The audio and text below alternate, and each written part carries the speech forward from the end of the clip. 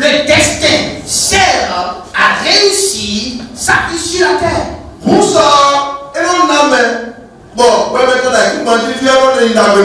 Répétez après moi ça. Le destin sert à réussir sa vie sur la terre.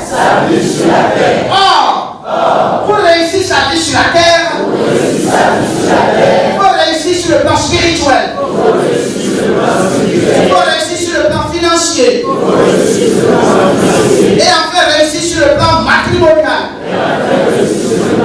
Je prie que le Saint-Esprit donne à quelqu'un de réussir sur cette terre.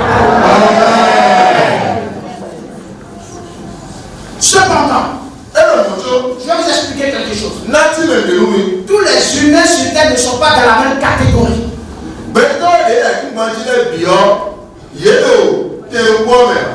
Il y a ce qu'on appelle le destin providentiel. Et donc,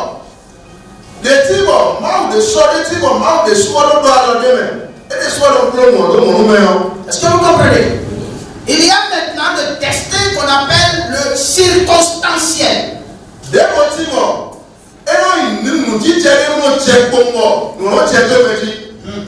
y a maintenant un troisième le destin qu'on appelle le conditionnel.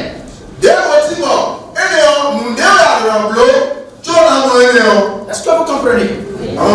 C'est quoi le destin providentiel?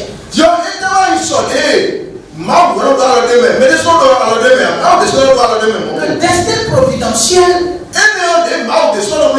c'est quand Dieu prend un décret pour accomplir quelque chose sur la terre par toi. En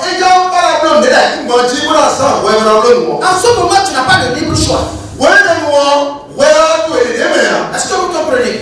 Quand je prends le cas de Jean-Baptiste, depuis le ventre de sa mère, il était déjà capable de se manifester. Il a un destin providentiel. À aucun moment de sa vie, son choix ne peut intervenir. Est-ce que vous comprenez? Il savait depuis sa naissance qu'il avait un destin particulier. Il ne devait pas manger ce que tout le monde mange. Il ne devait pas habiter où tout le monde habite. Il ne devait pas s'habiller comme tout le monde. Il a un destin particulier. Il n'y a rien qu'on peut appeler convoitise dans son esprit. Il ne désire rien devenir sur cette terre que d'accomplir le plan, le but pour lequel il est sorti du monde de sa mère.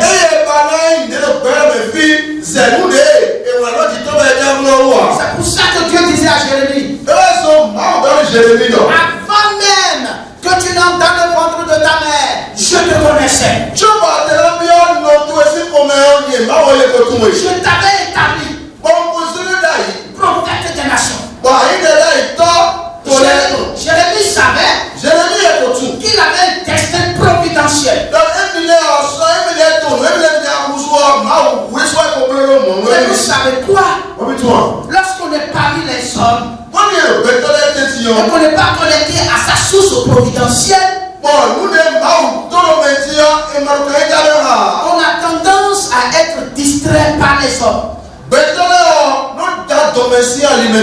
Vous savez, dans la salle présentement, il se peut qu'il y ait des personnes que Dieu a préparées pour aller sauver d'autres personnes aux États-Unis, en France, au Nigeria, au Togo, au Ghana. Mais ils sont assis ici. sont pas connectés encore à la source divine. Donc, est-ce qu'il va peut-être effectivement, ma voix, est-ce qu'on dit, mais il y a une fois, mais il y a Amérique à Tomé, au Chine Tomé,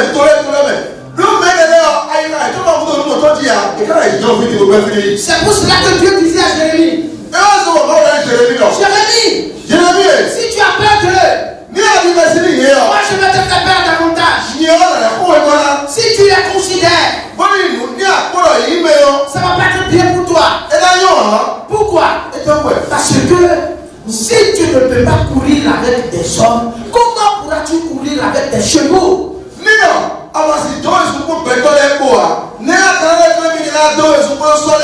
Est-ce que vous comprenez quelque chose? Tous les jours de la vie de Jésus, il était connecté à une source d'inspiration divine pour accomplir sa destinée providentielle.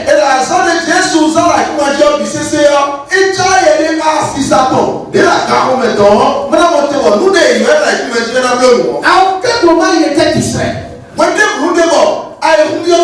Est-ce que vous comprenez quelque chose là? Dans le destin providentiel,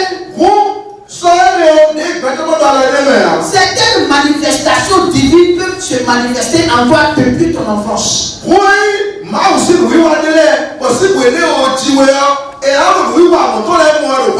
savez, il y a des enfants, même à l'école, faisaient déjà des jeux bibliques, ils étaient efficaces en matière de Bible, ils aimaient Dieu, ils aimaient la parole de Dieu, alors qu'ils sont simplement en classe de CM2, ils aiment ces choses-là.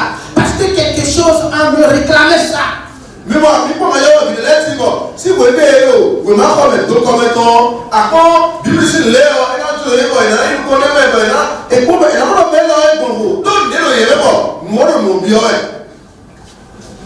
en grandissant, ils ont juste besoin de tenir la connexion avec le ciel.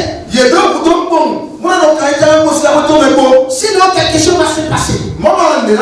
C'est ce qui s'est passé dans la vie de l'apôtre Paul. En réalité, il dit, celui qui m'a mis à part depuis le ventre de ma mère. Il me dit quoi? Depuis le ventre de sa mère, Dieu avait déposé quelque chose, mais lui, il ne sait pas. Il est en train de servir dans le pharisaïsme, dans la religion. Et il combattait même la vérité pour laquelle il est né. Donc, si vous êtes né, notre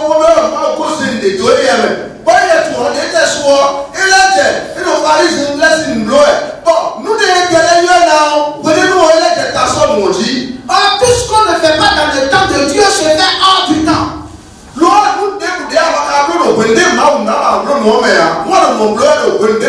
Si vous n'arrivez pas à découvrir la chose de Dieu en vous, vous allez servir dans l'erreur, croyant que vous êtes en train de faire quelque chose pour Dieu. Mais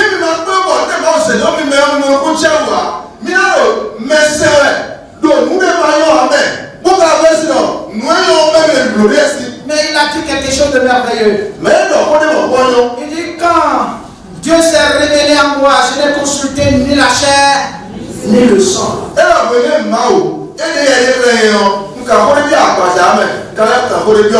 Ça veut dire quoi consulter la chair et le sang? Vous savez, dans l'accomplissement de sa propre destinée, il est important de s'ignorer soi-même, de s'abandonner.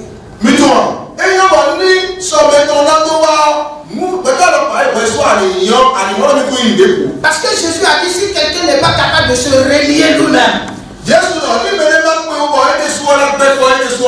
ne pourra pas servir au plan divin. Si on enlève le plan de la divinité, de l'existence de quelqu'un, son existence devient inutile.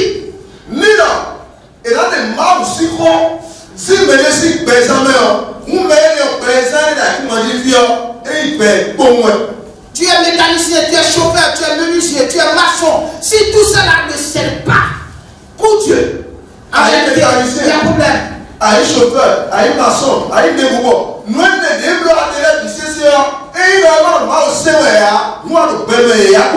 parce que Jésus a dit à celui qui a, on donnera davantage. Mais à celui qui n'a pas, on notera même ce qu'il a. Si tu n'es pas conscient de ce que tu as, quoi de plus normal et de naturel que de te l'arracher?